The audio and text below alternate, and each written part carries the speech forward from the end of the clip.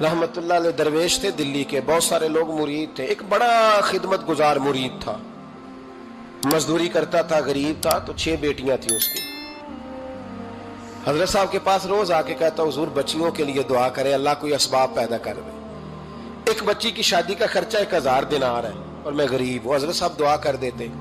खानका शरीफ के थोड़े ही फासले पर, हजरत जहां बैठ के मुरीदों की तरबियत करते थे, उससे थोड़ा ही फासले पर ना एक ईसाई रहता था, बड़ा मालदार था, बड़ी सारे ऊंट, गायें, भेड़, बकरियां रखी हुई थी और हजरत शरफुद्दीन रहमतुल्लाह अलैह की बड़ी मुखालफत करता था। और ये जो आपका गरीब मुरीद था, ये उसका पड़ोसी था। एक दिन बुला के ना उनको कहने लगा कि तू किधर जाके जो है वो टकरे मार रहा है, वहां से कुछ नहीं मिलने वाला। वो तुझे क्या देंगे जिनकी खानका खुद चंदे पे चलती है, मदरसा चंदे पे चलता है, मस्जिद चंदे पे चलती है। तेरी बेटी का मामला कहां हल होगा? तो उस दरवेश ने कहा कि तू मेरे पीर को नहीं जानता, तू अजय मेरा महबूब नहीं डिठा, तो पता नहीं ना, तू इस रस्ते का मुसाफिर नहीं, तू नहीं जानता। उनका बस चले ना तो वो हर कीमत में मेरी बेटियों की शादी करा दे।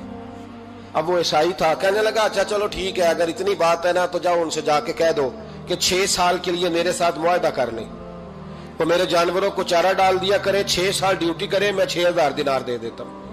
वो मेरे साथ 6 साल मेरे जानवरों को चारा डाले, रखते हैं ना आप चारा डालने के लिए, एडवांस पैसे दे के। अब तो लोग उन्हें भी गुलाम ही बना लेते हैं, बड़ी थोड़ी तनख्वाह देते हैं, जुल्म करते हैं, पूरा मुआवजा नहीं देते।